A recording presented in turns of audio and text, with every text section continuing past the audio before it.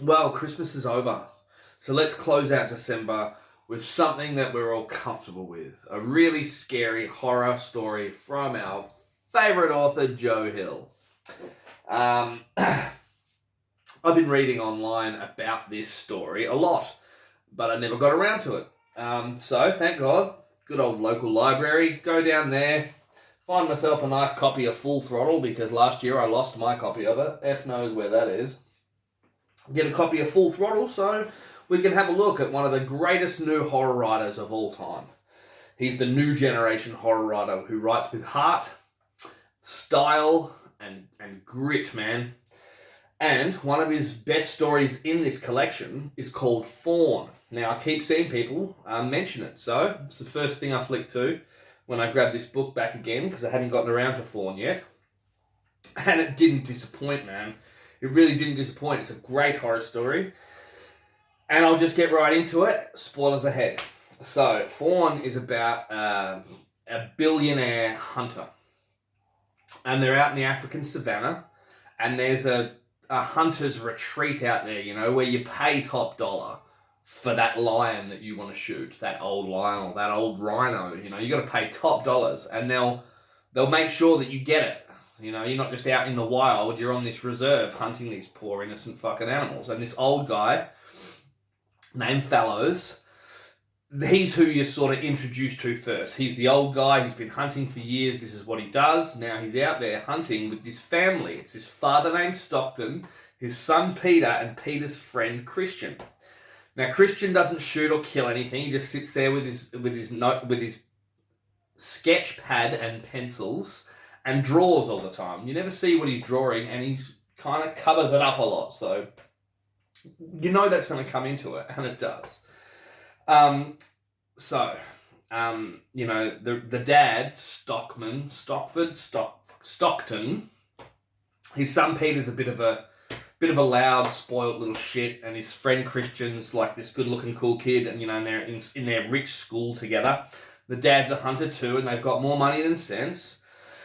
So, I won't spoil too much because this story's so good. I'll just give you the gist and I won't give you the twist, alright? That rhymes, and you know it rhymes. Okay, so this man, Stockton, happens to mention to this old fella, Fallows, listen, if you want to do some real hunting and you can afford it, you've got to see this guy named Charnley or Charns or something like that in Maine, right? It's rare that Joe Hill writes about Maine. He doesn't write about Maine all that often. That's his dad's job. But he says there's this rich guy you got to talk to about hunting. Bring your checkbook. So that's, of course, what he does. This old man goes there to meet this other old man who apparently has a hunting reserve past a little red door, a little magical door. And it only opens to that magical world once a year. And on the other side of it are fairy tale creatures. It is a fairy tale world. There are fauns, like men / sort of goats that walk on their back legs with their horns, and they speak and they have magic, and there's these small little things, I forget what they're called, but they dress with a bow tie and they have cups of tea and they're very smart and they live in their land, but man has been coming. For years and years now, these rich men have been coming through this little doorway and hunting themselves some mythical trophies. And it's a bloodbath. It's horrifying. And we hear all about it, and we see some terrible shit. And then our main character, Fallows, gets to go through the door with these two kids, Christian and Peter, and the dad. The dad's been there before, the two kids haven't. Fallows hasn't been there before, and they go in, and then something happens in there, right? The good guy who you think is a good guy is a bad guy. The bad guy who you think is a bad guy is a good guy. Explosions, guns, magic, all this wicked folklore, stuff that Joe Hill just invented, It's not Disney on the other side of this door, it's Joe Hill's fantasy world, and it's really cool.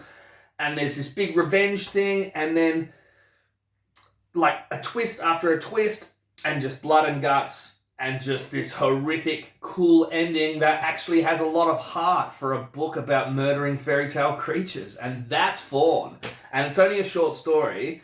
It's not like 20 pages, more like 30 or 40. It's a great story, and Joe Hill, once again, always has me just wondering and guessing.